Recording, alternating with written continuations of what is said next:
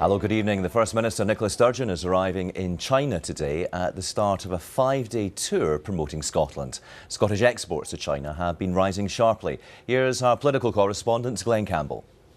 Nicola Sturgeon's visited China once before as First Minister, but she thinks developing business links with the world's second largest economy is an even higher priority now that the UK is leaving the European Union.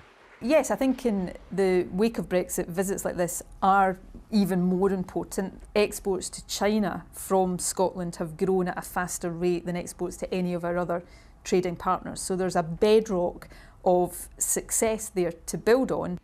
Exports to China were worth £2.2 billion in 2017. That's up 40% on the year before.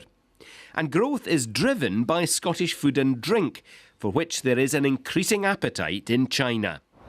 While promoting Scottish business in China, the First Minister will not sign any new agreements with the Chinese authorities on behalf of the Scottish Government. A previous understanding reached with two Chinese companies that were to invest up to £10 billion in Scottish infrastructure collapsed amid controversy over human rights. Campaigners have briefed the First Minister on their concerns. Ongoing issues with the death penalty, crackdown on freedom of expression, and we've seen a lot of lawyers who are working on human rights cases in China imprisoned recently, a lot of activists. The First Minister will speak up on human rights in China while seeking closer cultural and economic ties. Glenn Campbell, reporting Scotland. GPs in Scotland can be working almost 90 hours a week, new figures have revealed.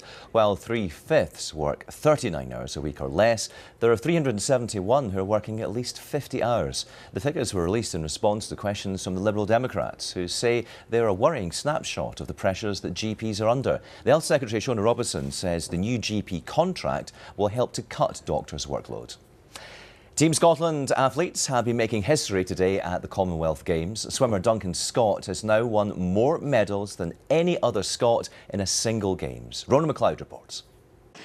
Well, it's a sunny Sunday here at the Gold Coast and Team Scotland have added to the medal tally. A gold medal for the men's triples. Darren Burnett, Ronnie Duncan and Derek Oliver made history by becoming the first Scots to win the men's triples at the Commonwealth Games.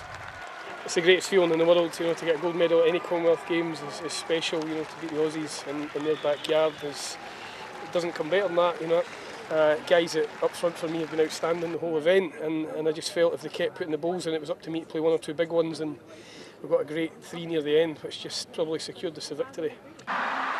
And then the second gold of the day.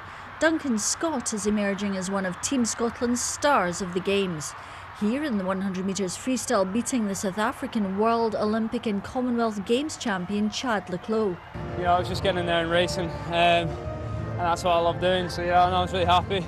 Just tried to beat the boys either side of me. Not worry about the race on the other side of the pool, but I'm absolutely delighted with that. Scotland then won bronze in the 4x200 metres relay, meaning with 5 medals, Duncan Scott is now Scotland's most decorated Commonwealth Games athlete in history. The final gold of the day.